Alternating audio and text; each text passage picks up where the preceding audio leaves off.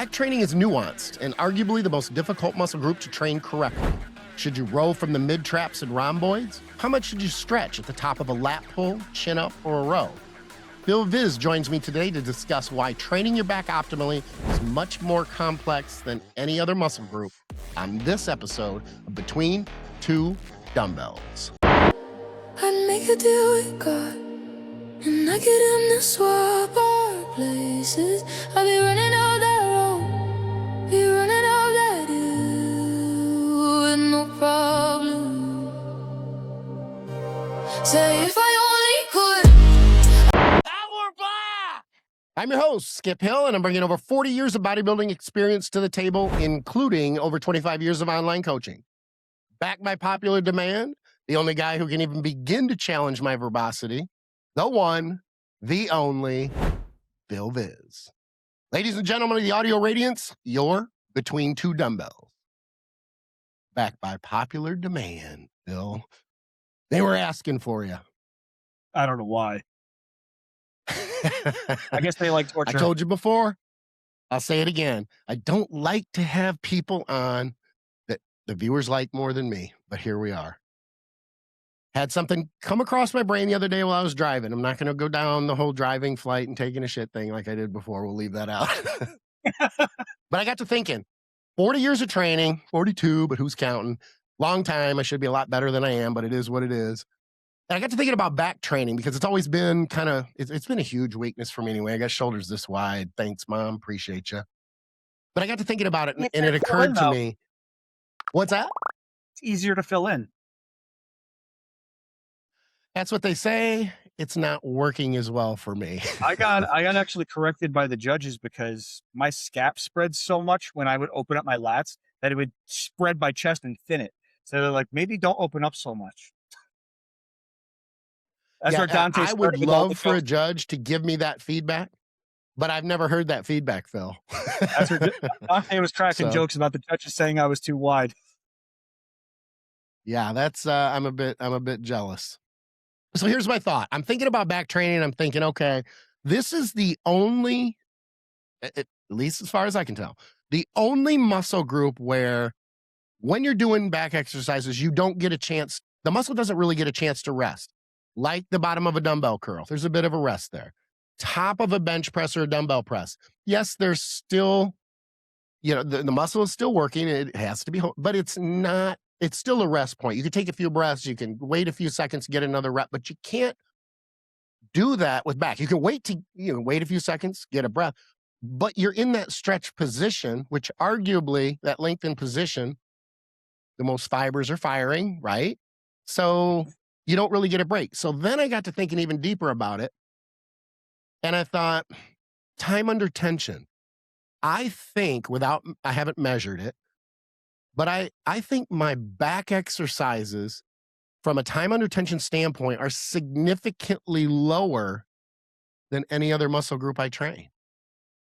Am I so far making any sense? Or do you think, yeah, you're just really out there? That doesn't make any sense. Not everyone wants to stand on stage in a thong, but they might want to look like they do. You might be thinking, this guy is old.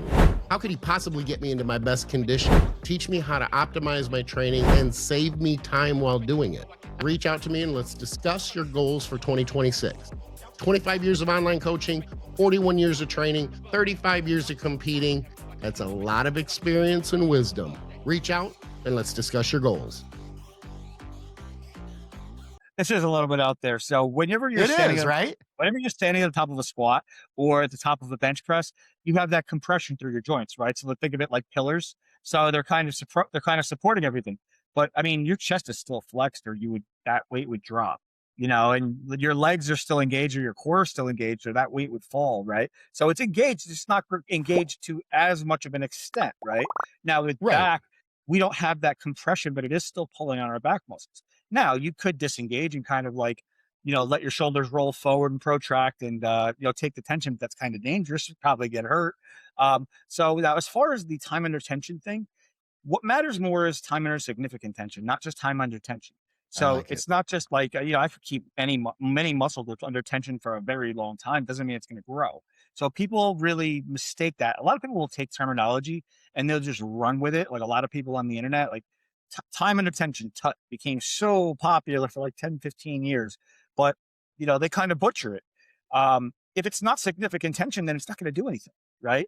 So you need time under significant tension in order to gain stimulus. However, with back, like you said, in a stretched position, if you're not letting your shoulders, protract and, come out of position and place a hell of a lot of stress on your back and connective tissue, then you're probably under a decent amount of tension. One of my favorite exercises for back that I have people do now is I actually started pulling people kind of not completely, but away from the rack pads a little bit. I still have people do it, younger people especially, because I want them to build total body strength. But I find that the best exercise for mid back is actually a chest padded T-bar row, but I want you to go so heavy that you can't get past halfway. So it's kind of like a hybrid shrug row. You know what I'm saying? I tell them, if you can get your hands all the way back, if you can get your elbows all the way back, it's too light. I want you to be like kind of like shrug rowing it. And you could use an immensely heavier weight. It's in the stretch position. You're going to get a lot of scapular retraction. You're going to get a lot of support there through the shoulder girdle, right? So it's going to hit a lot of different muscle groups, with significant tension. And I find that works very, very well. One of the body parts that typically ends up missing on people is that, that mid-back diamond separation, right? Your lower traps. And it really can set off the look of the physique if it's done right. Now, we're not talking pros. I'm talking about regular people, because pros have everything developed. So people that are watching this are probably like, no, that's always there. For pros, yeah, it's always there. But you're going to have different situations where like some people will like shrug their rows a lot and shrug their pull downs. Well, they'll have a great diamond in the middle of the back, but the outside of the back is weak. Or you'll have people that are really, really good at doing their rows, in which point they won't cheat and they won't build that mid back unless they do other exercises for it. Right. So I think that that's a very important area to hit specifically for your back double, which is arguably one of the top three poses, right? Oh, no question, especially turning around to the back. Like it's so cliche to say, arguably trite, but even with men in all the men's divisions, much, because obviously it's the same in bikini, the shows can arguably be won and lost from the back. So I agree with you. No, shows are won from the back because people typically will train hard they can see, right? So they'll train their quads hard, they'll train their beach muscles hard. They can't really see their back very much. And a lot of people don't even own back mirrors.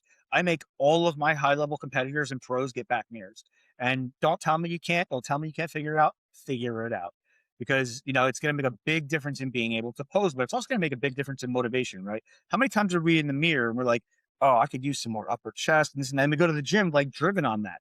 But you're not seeing that from your back. So you're not getting these obsessive thoughts about your back because you're not seeing it, right? You might see it in a picture here or there, but you're really not seeing it. You might take a selfie in the mirror turned around, but you're really not seeing it. So you don't get those obsessive, impulsive tendencies to really want to go in the gym and, oh, I got to bring up my lats. I got to bring up my teres. I got to improve my width. I got to improve my back detail, my mid back thickness, you name it.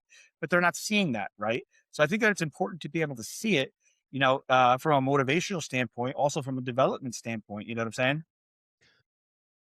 I would argue, and I'm curious if you feel the same way, that back training of all the muscle groups, back training is the most complex and arguably the most misunderstood, even with veterans. 100%. Okay. I rarely see veterans or even Olympians completely understand back training. Off the top of my head, who would I say understands back training? Derek Lunsford, obviously, but not just because he has a genetically good back, but he also understands how to train back. He's worked with some decent people that have known how to train back. Hunter Labrada knows how to train back. Nick Walker knows how to train back. I think Hadi Chupin just horsepowers it and just builds everything. I think he's just like, I'm going to hit this as hard as I can and just everything's going to grow. But I don't think he takes any specific, I've never seen him take specific approaches to areas. You know what I'm saying? Trying to think more. Keon, I know, does take an intellectual approach. I haven't seen much of his training, but I would imagine, because I know Keon, that he would take it, because if you ever talked to him or seen him posing, he understands it very well. He takes a technical approach to what he does and he understands what he's doing. So I would imagine Keon probably understands back training. But for the most part, like you said, most of them don't. And this is why shows are won from the back, because that's where the biggest discrepancies are, right? That's where you're always going to see people's weaknesses typically. Every once in a while you'll see somebody who's posterior chain dominant, but very rarely, So Yeah.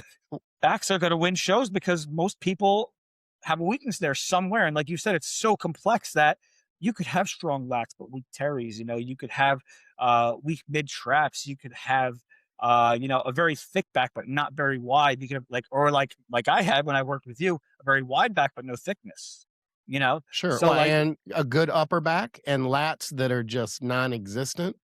Yeah. I call it a deadlift back, quite frankly.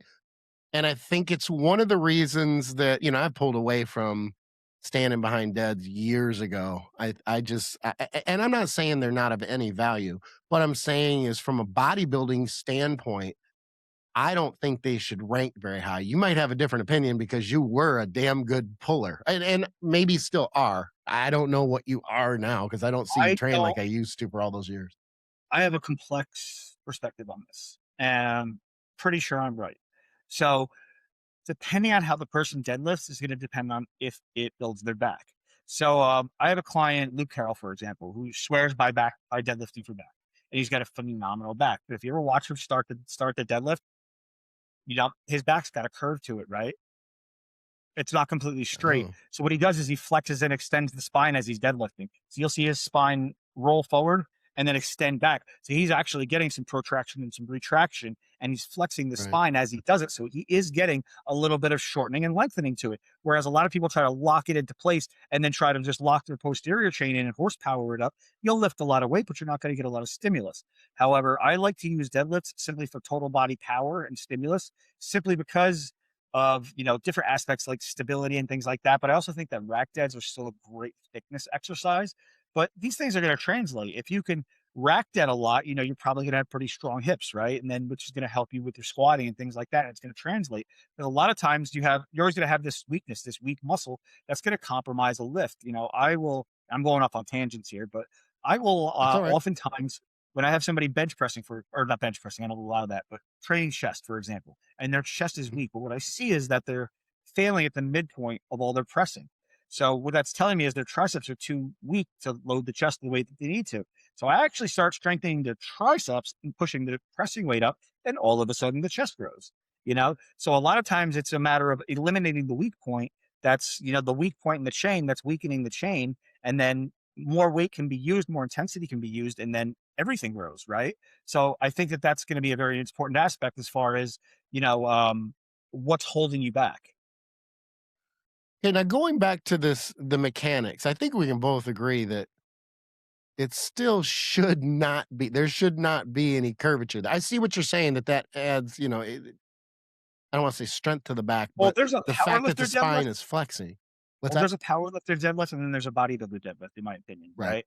But the thing is, a lot of powerlifters, actually, there was a guy, a phenomenal powerlifter, his name is Konstantinov. If you remember him, he actually deadlifted the way Luke did. He started with a rounded spine, right? And then he would extend the spine as he deadlifted up. I think that allowed him to pull his center of balance higher a little bit, get his hips a little higher before but you have to have a really strong back, otherwise you're not gonna be able to lock that out. You gotta be able to get those shoulders back. But I think your deadlift style is gonna depend on where your strength lies, right? Or arguably your strength could develop based on the style that you chose. But as far as deadlifts, that's why I don't believe that there's one set way, because you don't have to be going max effort on deadlifts. There's such a hard exercise, right? Right. The level of effort and the tension that's going to be applied doesn't require failure. You're going to be getting a lot of activation, a lot of tension and stress applied, no matter what it is that you do.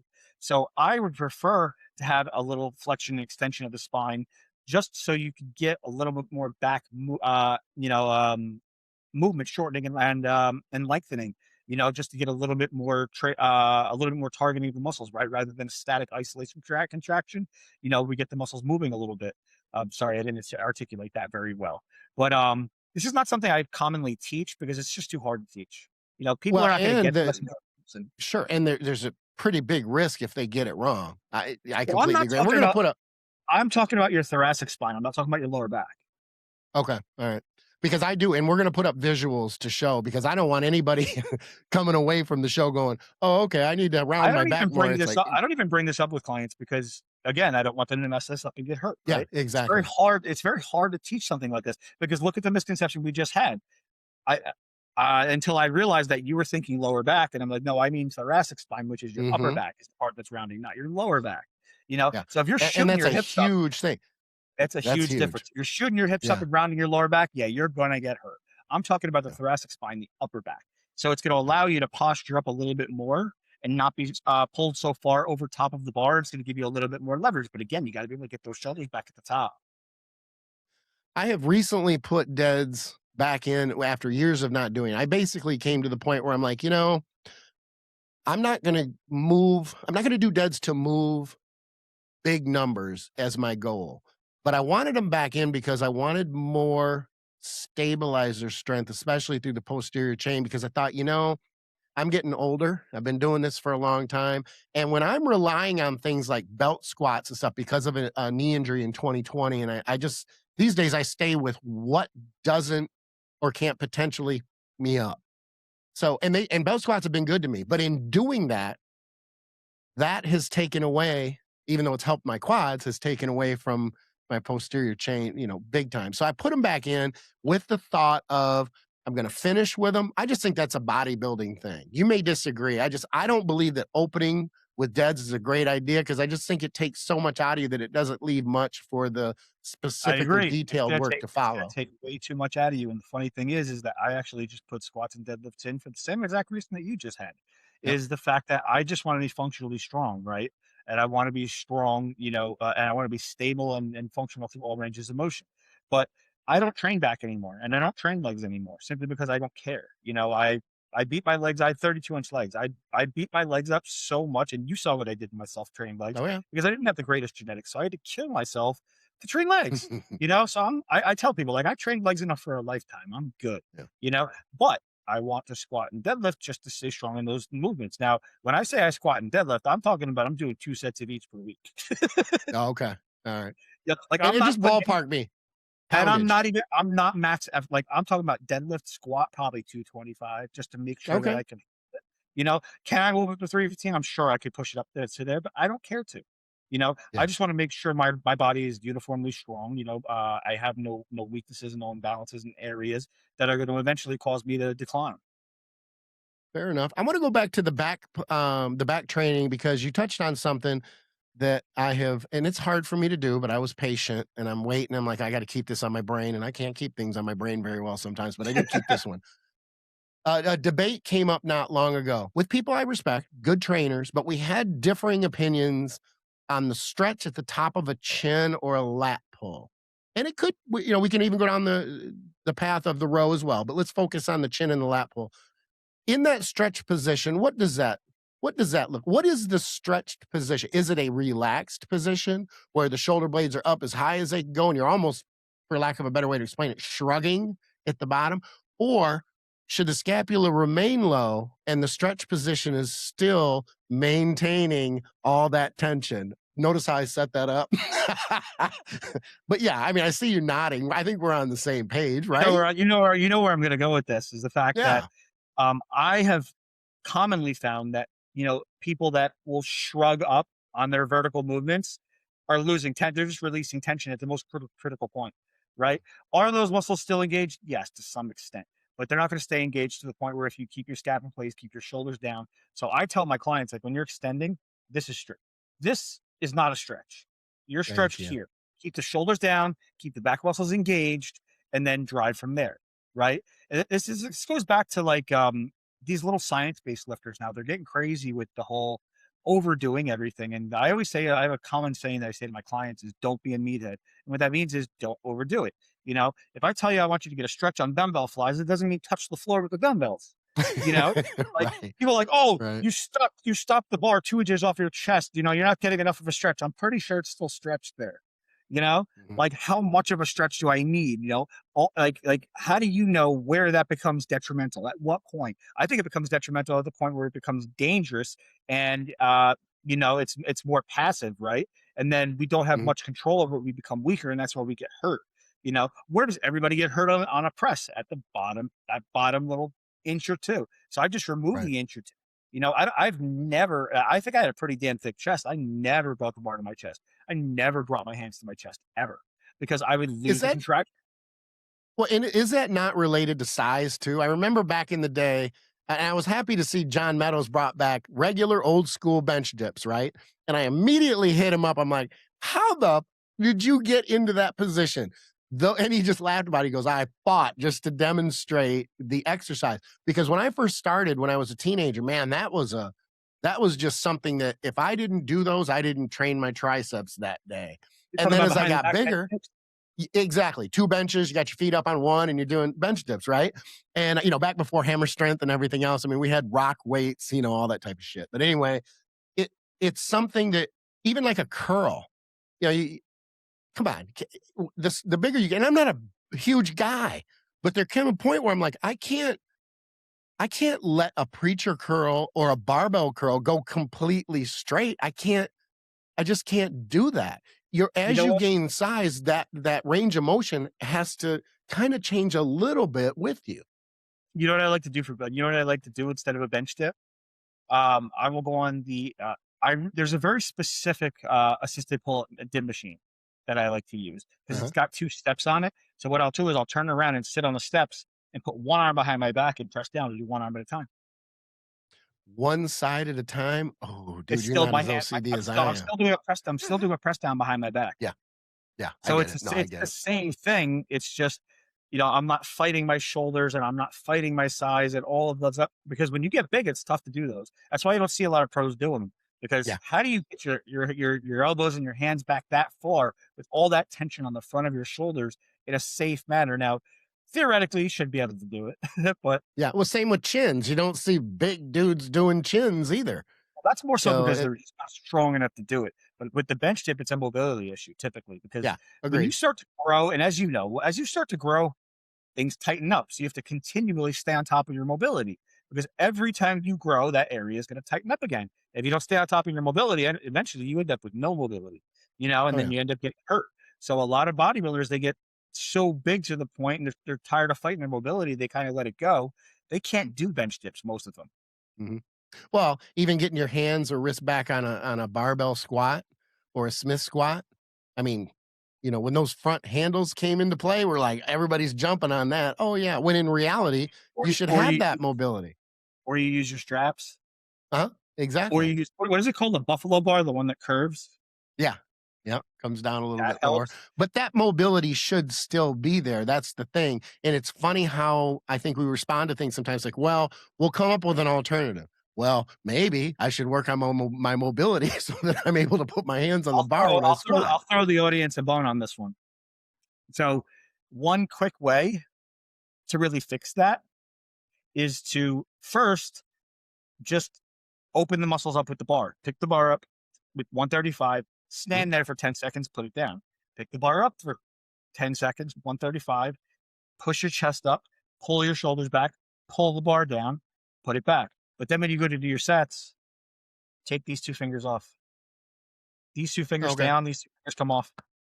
And all of a sudden, you're going to have better mobility. See, I was just going to go the most obvious route and tell people to stretch because we all hate it so bad that we don't do it until we're forced to based on injuries. And then 95% of the stretching is below the waist. But we just completely forget about shoulders and scapula and everything else. For bodybuilders, do you know that have never had shoulder injuries? Yeah, exactly. It's just kind of an odd type thing. We're very, very reactive when it comes to the things that can benefit us and keep us in the game for the long haul. And I'll be honest, you know, I was right there too. I didn't do it until I was forced to, but it's the only thing that has kept my lower back injury free. Remember, I had all those lower back injuries. I think that's all of us, though. I think that when we're young, we always take the approach of, oh, I know. Like, look at all science-based kids right now telling us that we don't know what we're talking about. It's so funny. And I kept telling them, I'm like, one day you're going to be embarrassed about this. I promise you. And we think back, and how many times did the old guy tell us something? We're like, this guy doesn't know what he's talking about. 10, 15 years later, shit, why don't I listen to the old guy? I want to ask you one more thing about the back train. Then I'm actually going to go with that topic right there because it's on my list. But Would you agree that even the rowing, the stretching at the bottom, we were talking about the lat pull and chin, but even the rowing gets to be so exaggerated with the shoulders coming up and forward that it's still, I don't want anybody to walk away from the discussion thinking, oh, okay, well, that doesn't pertain to rows. It absolutely does. And it puts arguably it puts the rotator cuff in a horrible position as well when that extreme stretching is happening on those rows. Well, it kind of enables a bad movement pattern that's responsible for a lot of people's lack of back development. And this is one of the things that I noticed a few years ago, and I have almost never seen anybody discuss this. But I try to discuss it as much as I can because I'm pretty much the only one talking about it. I would like to hear more people talk about it, spread it, so that the information got out there to everybody. But people shrug their rows. So the shoulder's coming forward, but then when they go to row, what's the first thing you see? Shoulder goes way back, the elbow's still straight, and the hand is 6 inches away from the body already. So they're shrugging all the way back, and then their hand is that's the end of the movement. So they're just shrugging. If you watch everybody do back movements, the vast majority of them that are going too heavy, they're shrugging the rows. So, and that comes from, protracting and retracting that shoulder. So too much shoulder movement is just going to, enable a bad movement pattern, and you don't want to do that. Now, you do want a little bit of protraction and retraction of the shoulder, of course. We've kind of enabled it ourselves. We've created that in the industry. Well, you do want it. But what I try to do is when I'm trying to fix the problem, I will tell them, don't move the shoulder at all, because I'm trying to do the opposite of what caused the problem. And then we can get the shoulder involved again once they can row properly. And I'm telling you, 11 times out of 10, their back rows again. Yeah. Well, and it's kind of funny because that's how we respond as an industry. It's like, well, if you told me to stretch, I need to do it. It has to be extreme. No. And same with protraction and retraction. We started talking about it for chest years ago, but we didn't really talk about it when it came to back. So what happened? Well, you've got all this massive retraction going on, and then it's overkill. It's too far. There's a happy medium with everything. Well, the problem with a lot of people in this industry is they think everything's black and white. They think it's an on and off switch, right? Sure. So they think like, I could just be put into the right position and execute the right form, and all of a sudden I'm at 100% just like you. Like, you may look like you're doing it like me, but you're not executing it like me. Things take time, and there's a progression of improving things, and people don't understand that. I still remember when I was doing my extreme quad stretches, like I was copying Tom Platz, which actually do work really well. And I'm doing my extreme stretches on my quads, right? Like really laying back and touching my head to the floor. And somebody I was training was like, oh, I could do that. I'm like, no, you need to progress towards like, oh, I could do it, hurt himself. Like, I told you you're gonna hurt yourself. Like your body's not going to open up to that extent in one fucking workout at one time. It's going to take a progression. Just like people don't consider going to the gym and working out a skill. You're improving your skill of executing these movements every single time. It's not like I could just put you into position and okay, now you 100% got it. No, you've got the form down. You got to get better at the execution and the activation and the training and then the intensity all the way through, and then get better at your override so you can push deeper into failure, push deeper into your capabilities, and get more out of it, right? So people think that it's just like this on and off switch, and it's not. Yeah, I've got it right now. I don't know how many times I've had a client approach me and go, well, I already know the training. I've already got the training figured out. I'm like, how long have you been training? Oh, 4 or 5 years. I just want the diet. I've got the training for you. It's like, I don't think you do. Like I'm pretty humble when it comes to bodybuilding these days. And I know if I'm admitting, and a lot of us have been training for 10, 20 plus years, and we're saying, yeah, it's a constant evolutionary type of, like, there are constant tweaks going on. I don't think you know what you think you know.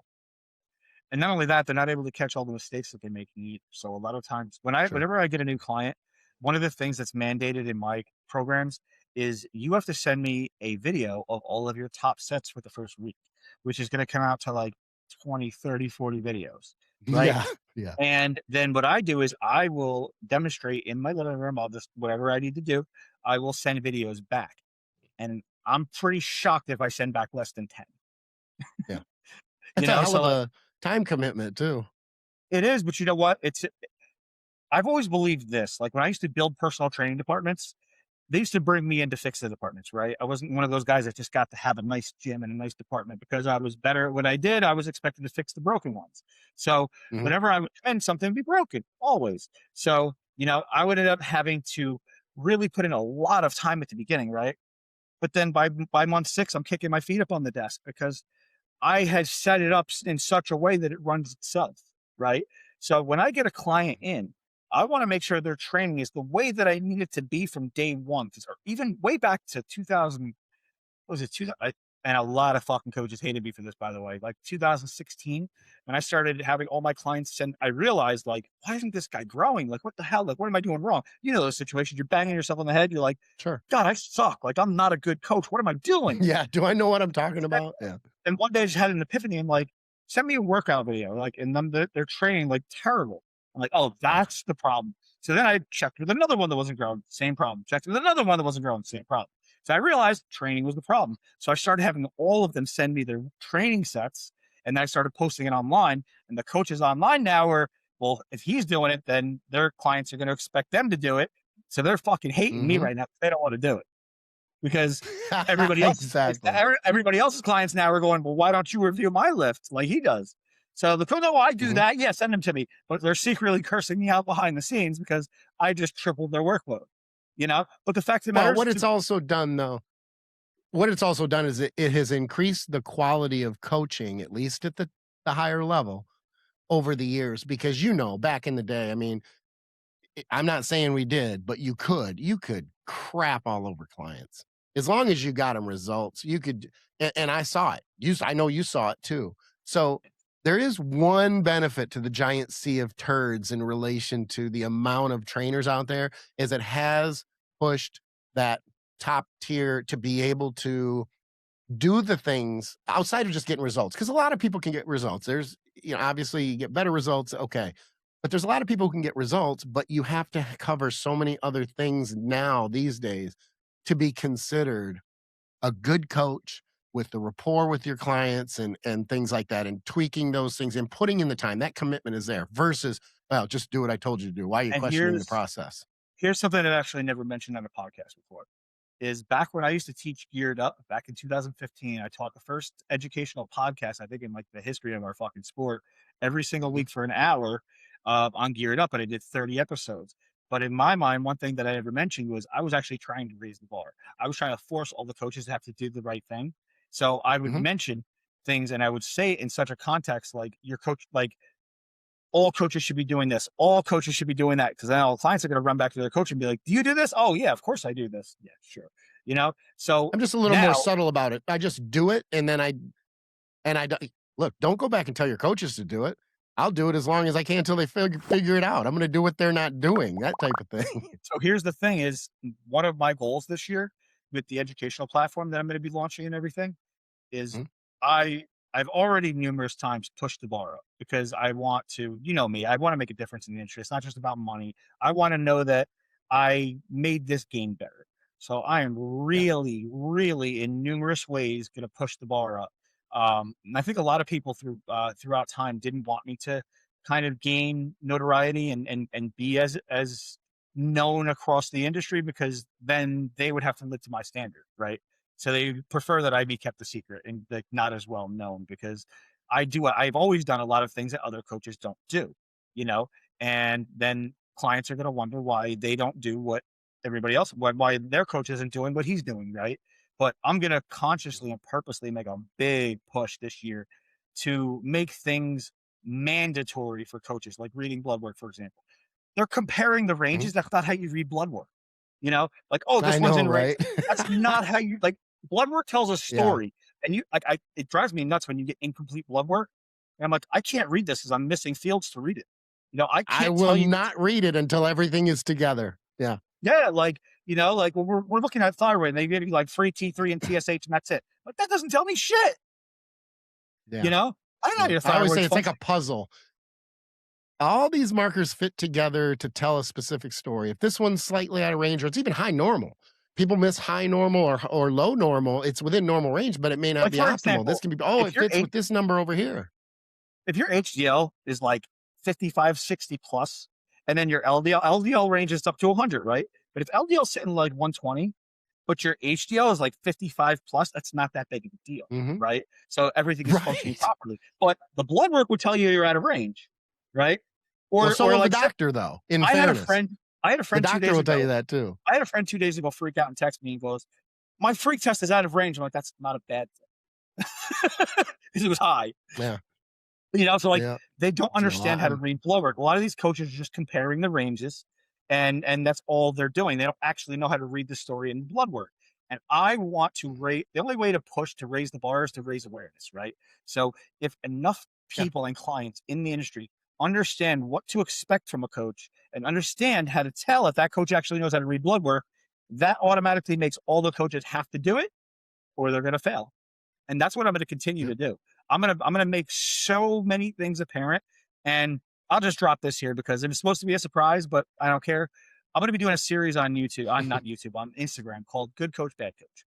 So I'm going to have a screen where I basically talk about what a bad coach does and what a good coach does. Then I'm going to rank it 1 through 5 red flags. How bad is it?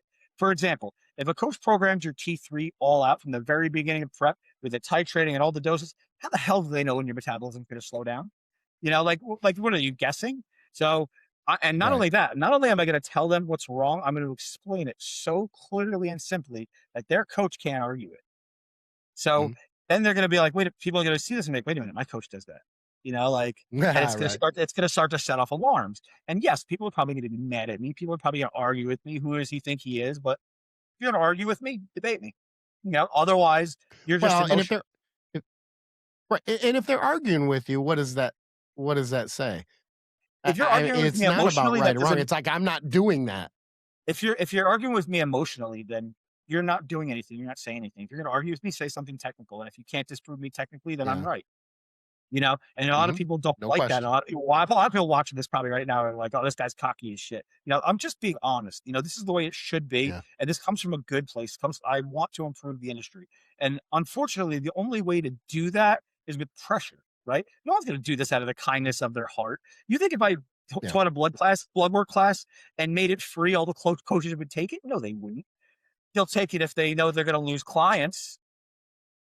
So on that note, you must be very supportive of protesting and standing up for. I'm not going to go down that rabbit hole. I'm just being a smart ass. The pushback is what I was getting at. You're okay with the pushback. Not when it comes to politics. We're not going down that road. I don't even know where you stand politically. I don't want to get anybody fired up. That's right now. It's one of my main rules. It's like, I might joke about it, but I'm not going to joke about it much. I keep business and politics, social type stuff completely separate. I already have my Instagram twice for that. I'm not doing that again. Yeah, exactly. I want to kind of go off. I get deleted at the same number twice, 36,000 followers, both times. I'm going to go off to the side a little bit because I wanted to get to the, you touched on it earlier, the evidence-based type thing. And I want to specifically ask you, and I don't want to put you on the spot. So if it feels like that, just be like, bro, I don't want to go down that road. I don't care. What are your thoughts on what Coach Kasim is doing in the industry with the direction he's going? Well, I just say with the direction he's going. I like Coach Cass. I think he's a very, very intelligent guy, and I'll straight up go here on record. And I'll say he knows biomechanics better than I do. He's probably the most knowledgeable guy on biomechanics. Him and Joe Bennett is up there. Pretty sure Joe doesn't like me very much for some reason or another, but I'm going to give credit where due. I've got no issue with him. I think he's a very intelligent guy. I think he's very good at what he does. I think people should follow and listen to him. Because he blends the bodybuilding with the knowledge very, very well. He's one of those guys that never lost sight of intensity, right? So like when a lot of these guys are just focusing on biomechanics and all these like science-based little kids, they're thinking, oh, well, I don't have to work hard if I do the exercise perfect. And Joe Bennett was one of the very few that was like, no, you still got to train balls to the wall or this ain't going to work, And I actually had a misconception about Kaz in the past because I thought that he was promoting biomechanics to the point where he was discounting intensity. And then that was my bad. Because I kind of looked back and I saw him demonstrating that he was training very hard. He didn't talk about it a lot because he was focused on the biomechanics, but he never discounted it. He never said that this will replace intensity. And any videos he posted of himself, he was training very, very hard. I guess I just thought that he should have mentioned that intensity still matters or this ain't going to work. But as far as Kasim and Joe Bennett, I think they're two of the absolute best. I think they're phenomenal for the industry. I think Kasim needs to get better at dumbing things down for people. I think that only very smart people can understand the entirety of his lessons. And I think that, he's gotten so advanced that he's lost sight of what other people will understand. Because when you understand something so well, it's simple to you. So you have a hard time comprehending that it's not simple for everybody else, and you kind of lose that. I think that he could get a lot better at reaching a larger audience by dumbing it down. He can still give the complex lesson, but after the complex lesson, say, this is what this means, so that everybody can understand it, not just people that are going to go open up an encyclopedia to try to understand his video, But I think that he's great at what he does. I think he has a phenomenal understanding, just like Joe Bennett. I think they're great for the industry. I don't disagree. I'm actually surprised that we have very similar thoughts, because I came out originally and thought, oh God, he's going to take all these kids down this path of, that's what I was worried about. Yeah. And it was one specific exercise, if I'm being honest. Now, he's actually speaking against that constantly. Yeah. And that's what it took me a while to figure it out. But what I first saw was he was lying on an incline sideways. He was doing a side lateral with a light dumbbell, basically saying, and I'm paraphrasing, I don't want him to get pissed if I don't get this right, but he was saying that stretch position is so much more beneficial. He was using ECM and things like that. Okay. But the takeaway I thought was, this exercise is better, like the best side lateral. And his argument might be, okay, you didn't listen close enough. Oh, that may be, or I don't know enough about it. That's not, see, I think this is what happened. I think that he was teaching lessons to try to make a point, and then he realized people were translating his lessons wrong. He's like, wait a minute, these kids are starting to think that, this is the best exercise, and that, that if they get the form right, then they don't have to train hard. And I think that he didn't realize that when he first started. And I think as he realized that, he's like, well, I'm going to fucking hit the brakes here and correct that. Because he did. And he is right now, completely. If you watch, he's been bashing these science-based kids like crazy, because it's funny. He definitely has. He's basically saying like, don't misinterpret my lessons. Like, that's not what this means.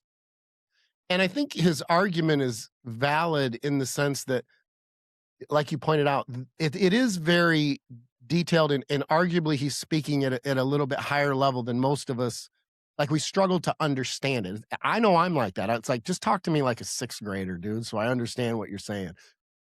But at the same time, there are those people who can interpret that. And so he's on that level. He assumes everybody else is kind of like Dr. Scott Stevenson back in the day. He couldn't understand why people 100%. Couldn't understand. And I'm like, bro, you're just smarter than the rest of us, dude. Great comparison. But the thing is, because they're so smart and because it's so simple for them, they kind of lose touch that it's now Scott, I think, just only wants to cater to the smart people, right? I think he's like, catch up, study, step your knowledge up, or this isn't for you. I think Kasim just didn't realize how above everybody else he was, because he was so good at it. That it was so simple to him. I will watch his videos and his content, and I will understand all of it, but I'm also thinking nobody else is fucking getting this right now. Exactly. And then you go and read in the comments, and you can see the people replying, pretending like they get it. It's clear they don't. Like they'll articulate a little point and say, "Oh, he meant this," and he can only respond to so many comments, and you could tell a lot of people are fucking lost. So I think that he could get better at making it for everybody. And it brings me to this point. There are people who have taken his, let's call them classes, the university thing, and excuse me, they have then taken that to their platform in a more simplified, and I'm not mentioning any names because I don't want to start any shit, but taking that information in a more condensed, concise format, and been very successful with it from a social media standpoint. I call him Kasim. Am I saying it wrong? Is it Kasim? I think it's Is it Kasim or Kasim? Okay, because if it is, then I just blew that one too. One of us is wrong. So well, Keone is Keone to me. I know, right? I've called Keone for I don't know. It's like the E's on the end. I don't know. It's there for a reason. Anyway, but some people butcher. And then he gets irritated with that. And that could be the case. Well, I can give you a specific instance because I still have the screenshots from the argument in my DMs. So one day, I think it was maybe 2022 or 2023, and I actually just got the story from Kasim like less than a year ago. So I brought it up to him because we were talking, and I was like, so I don't even give a shit because I don't like the guy. So it was Paul Carter. He's egotistical to begin with. So he was posting that Paul Carter. I just want to make sure we're talking about the same person. We're talking about St. Paul and Paul Carter. I'm totally kidding. Blocks everybody that doesn't agree with him, curses them out. Yeah, he's a tough one. He's a tough one. Yeah, I've challenged him to a debate a million times. He won't take the bait. So anyway, he was arguing that pull downs are not a lat exercise, right? So he was arguing it to the death, and I was arguing with him in DMs, and he's cursing at me, and he's calling me names, and this and that, and then like he's arguing to the death. I'm like, how are you possibly arguing this? I just couldn't understand. He's like, it's an upper back exercise. So last year, I'm talking to Kasim, and he goes, Paul took our boot camp. He said, what we did was we leaned back with the lat pull down bar, which turns it into a row, and we're pulling through the upper back. And we said, that's not a upper back, not a lat exercise. And Paul translated that into pull downs are not a lat exercise. Now, if you claim to know biomechanics so goddamn well, how could you possibly even make that mistake? Right? And if he wants to deny it, I have the conversation and I have your posts saved. So go ahead and try to deny it. I will blast it. So cursed me out, yelled at me, called me names. And then when I brought it up years later, I was like, you never even apologized. Yes, I did. I was like, well, I didn't hear it. Here's your opportunity. Block me. I could go on, and I don't want to, because I don't like the drama of it all, but I just will say that it says something, and it's not just Paul, but it says something of someone who's putting out information but doesn't want to have any sort of debate to be able to back up. I know I think a lot of people look at it this way, other than minions, Paul's minions. They may not look that way, look at it that way. But if you can't, or you're not willing to engage and stand behind what you're saying, I just can't see how people don't throw that in the trash. And I'm going to say one more thing about Paul that I think is important is I don't know that he believes everything he says.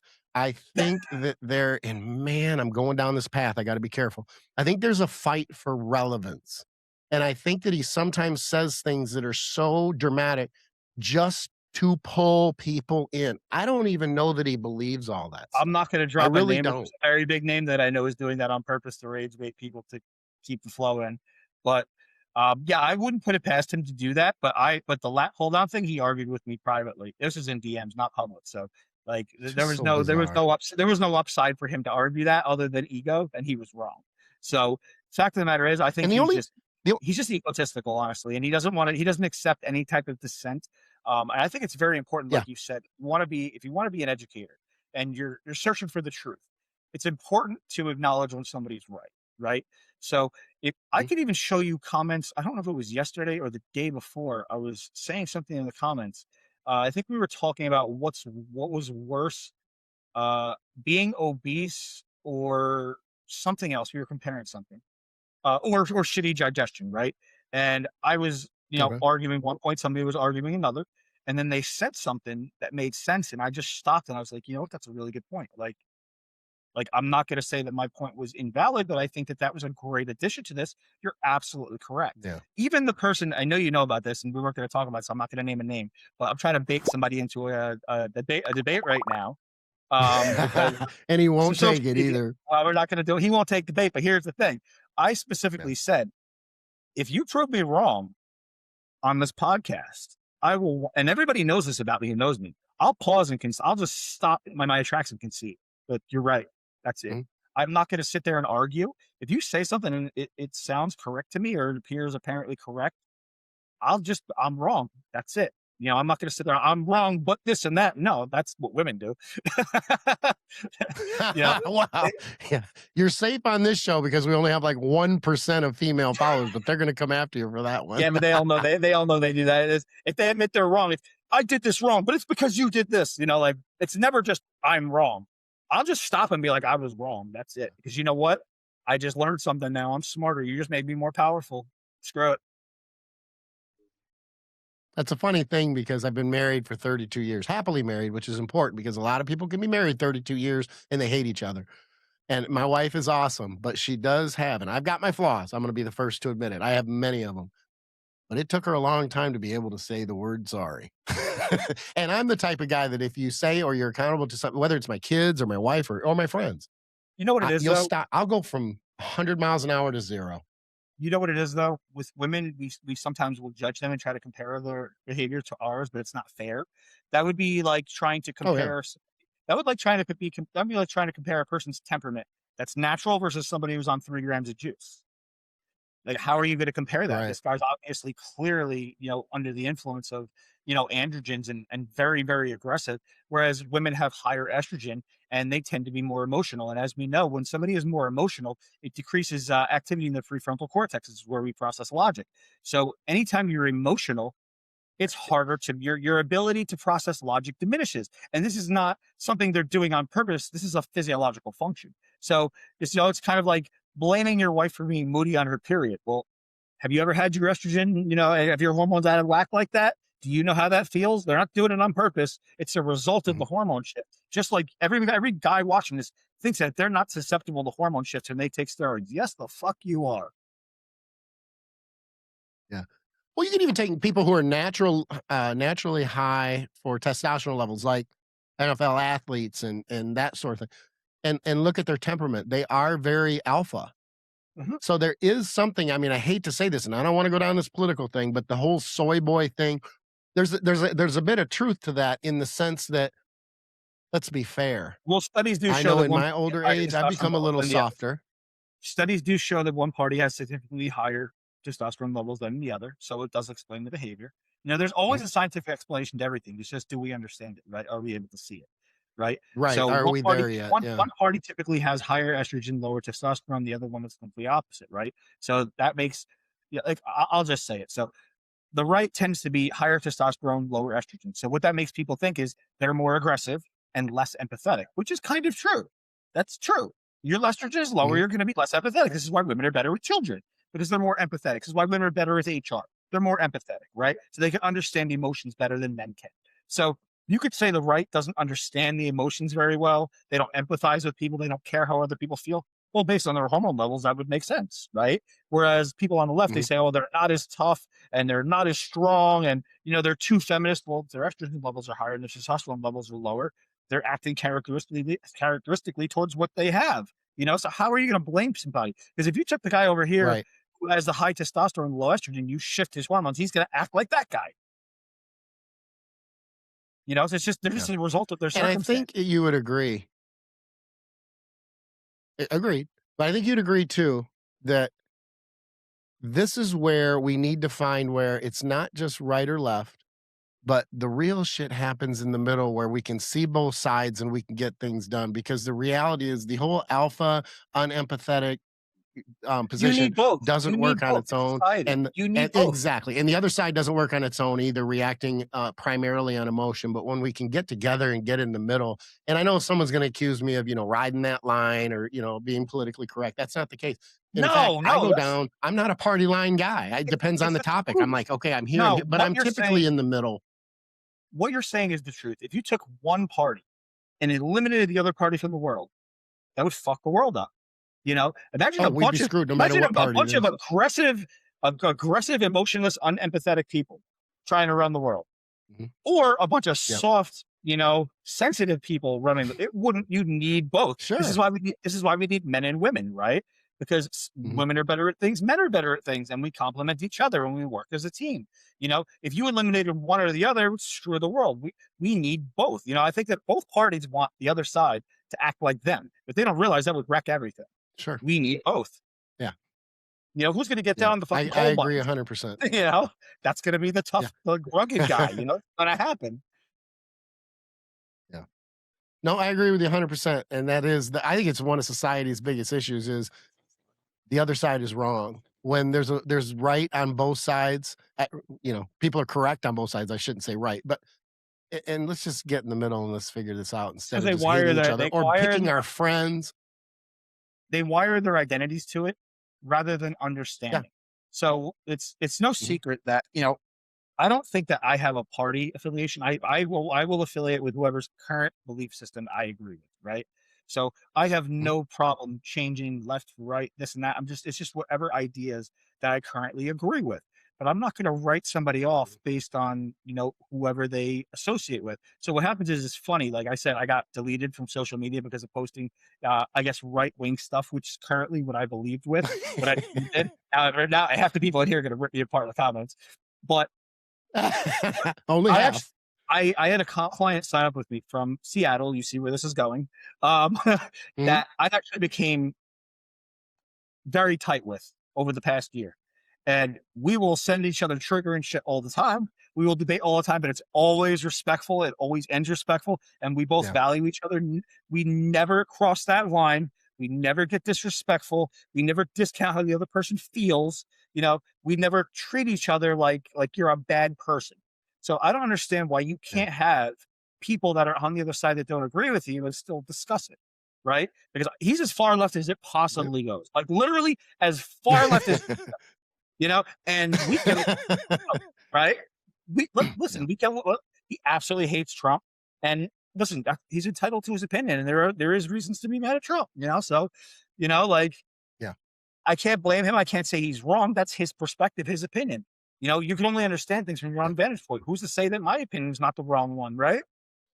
So right. You've got at the end of the day, they're all just opinions. You got to respect people for based on what? What is that? Sure. And based on what? I mean, where do we come up with our beliefs? It's all through all the life situations that we've had and what fits us, what fits our narrative. So these are man-made concepts, So like if you take a right-wing person and grew them up in fucking Washington, they probably have a different perspective. So a lot of these things are inherited and trained and programmed too, right? So they're a product of their environment. You're going to blame somebody for being a product of their environment. Like you're going to judge them for being a product of their environment. It's not their fault. They didn't teach themselves that shit, right? Somebody else did. It's just they grew up there. You can choose where you grow up. So it is what it is. And I think that a lot of this infighting is really stupid. I will post go ahead. I will post on my personal page, like joking stuff about politics to kind of like be funny and trigger people, but I post both sides. I think that the ones making fun of JD Vance with the fat face and the curly hair are hilarious because even in the most serious situations, and we know that the right wingers make the best memes. Even in the most serious situations, the right wingers will plug that in and still make fun of him. And I think it's hilarious. And listen, when they make fun of Trump, that shit's funny sometimes. It really is. Listen, you think there's no reason to laugh at him? He knows there's well, we have that argument down here. Yeah, no, we're both dealing with the same argument about people are freaked out about the airport. The airport's name has changed. I'm like, I am going to fly in and out of there and not feel any differently. I just don't really care. Yeah, it's a name on an airport. I don't care. I wouldn't care if it was a Democrat or a Republican. Politics from a comedy standpoint, it becomes easier to deal with. Oh, yeah. And let's be fair. I ask you this because I know how I feel about it with my experience, but I assume that you have really good discussions with your friends face to face over politics, even if you're not on the same page. But that can't happen on social media. You know what it is because people tie their identity to it so tightly that it's confirmation bias. And then anytime you attack somebody's confirmation bias, you're attacking their identity. You attack their identity. Again, it lights up that sector of the brain that's related to pain. No question. So it's literally almost functionally no different than punching them in the face. Of course, they're going to be mad at you. So you're triggering somebody's belief system and you're triggering somebody's self-identity. And the media does a good job at tying people to their identity because look at social media now, the way the algorithms are engineered. They show you whatever you want to see. Right? They don't show you the other side. They just confirm your bias over and over and over and over until you're so damn sure of it that anybody else that disagrees with this person must be an idiot, right? Because that's your logic, that's your brain processing, but you're also so tied to your ideas that it's very hard to let them go. And I think it takes some work to be able to. A lot of emotion. It's tough. It's not easy. I agree 100%. It's easier for men because they're less emotional. So you'll notice that more men are rational than females because, again, the emotion is going to tie them to these things more, So, not in my house. My wife is about the most level-headed, chill person. She's like, why do you get involved in that? And I'm like, you know what? That's a good point. But my argument is this, and you may feel the same way because we have these parallels. I don't get water cooler time. I don't get to get up from my cubicle in my, in an office and go get, coffee or something and shoot the shit. My shooting the shit has to be social media. So I do try to surround myself with my personal accounts anyway, with the friends I'm tight with versus getting into some type of, dialogue or argument or, you're bragging about this or there's resentment for this type of thing. I just don't want to deal with that. But yet at the end of the day, I can't avoid it completely. Number one, I work on it. Number two, I need to have some social interaction. It's not the same, Here's the but that's thing, all though. I've got. But when you're in the public light, people are going to see parts of your life, right? And a lot of people are going to have opinions on that. One of the main reasons, and the thing is, it's hard for me to get mad at people that rip me apart in the comments because I understand why they're doing it.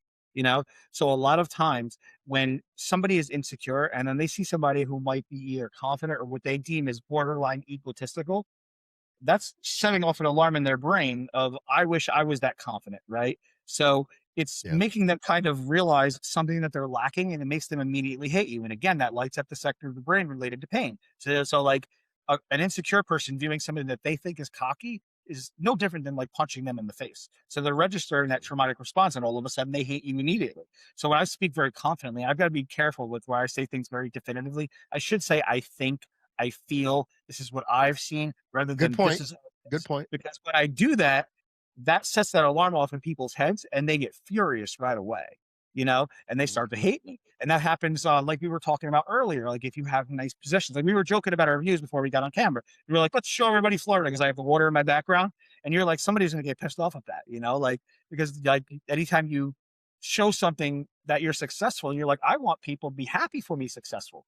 But the people that might be struggling are just going to hate you, They're going to be jealous. They're going to hate you. They're going to think they're going to find an excuse to hate you. And what's the easiest excuse? Oh, you're showing off. No, I'm proud of myself because, I wasn't always successful and I accomplished something, right? So people don't realize like everybody that's successful wasn't always successful, and they just tend to. And it's a huge assumption to think that it's bragging. I mean, let's be fair. I know I don't have any close friends who would think that. And when I post things on my personal social media, it registers in my brain that it's my kids, my close friends, anything. And then you forget that you do have those people that aren't very close to you, but they want to follow you and they're interested in what you're doing. But sometimes they're just interested enough to look for things to kind of like, this guy is just kind of cringy. And it's like, wow, you just don't know me. That goes back to the confirmation bias, right? So your confirmation bias is going to set off alarms. And then what you're going to do is when you're triggered, you're going to resort back to your confirmation bias. So if you're pissed off at somebody, now you're going to look for reasons to be pissed off at them, right? So like, say like, I was going to bring up an experience, but I'm not going to do that. That would have got me in trouble. Or like, if somebody pisses you off, now you're going to look for a reason to hate that person, right? Oh, he's cocky, he's egotistical, right? Because they said something that might have subconsciously triggered you and made you not like them. So now you're searching for that explanation of why you don't like them. And the first thing that's apparent to you, that's what you're going to latch onto. Yeah. Agreed. I could talk to you for 3 hours, but I think it's time. I could talk all day. I got a big mouth and my mind goes to Hey, same here. Like I said, I don't get to talk. The podcasts are my talking hours. We can just do it on here. So on that note, I know, right? Exactly. We got to get to getting. This is Skip and Phil Viz splitting. If you enjoyed the show, be sure to like, subscribe, share, and ring the bell. If you didn't like the show, pretend you did. As usual, like, subscribe, share, ring the bell anyway. Should sound a little something like this. Use the TrueNutrition.com link to save 10% on not just Team Skip protein, but every supplement they sell. Phil, I asked you before, I'll ask you again. Where can people reach out if they have questions? They want to hire you. They want to check out this new series, Instagram, YouTube thing you're doing. So the Instagram thing isn't up yet. My contest prep course is still available, where I basically lay out everything that I've put together throughout the years from all my trials and errors and everything. Obviously, my base came from you. And, that's available. If they want to sign up for coaching, they can fill out an application in my link tree under my bio, or you can just shoot me a DM. We can talk, shoot the shit, because I'm going to interview you anyway. I don't just take everybody. I got to make sure that we're a good fit, because I realized long ago, if you're not a good fit, there's nothing you can do to get them results, and then they're going to blame you. So, we got to make sure you're a good fit. So shoot me a DM, drop me an application. can shoot the shit. We can talk bullshit. I answer all my own DMs anyway. So you can just locate me there. Good deal. If you're looking for me, I'm at teamskip.com. I'm also on Instagram at Intense Muscle. If you enjoyed this episode, be sure to click on this link for another episode of Between Two Dumbbells.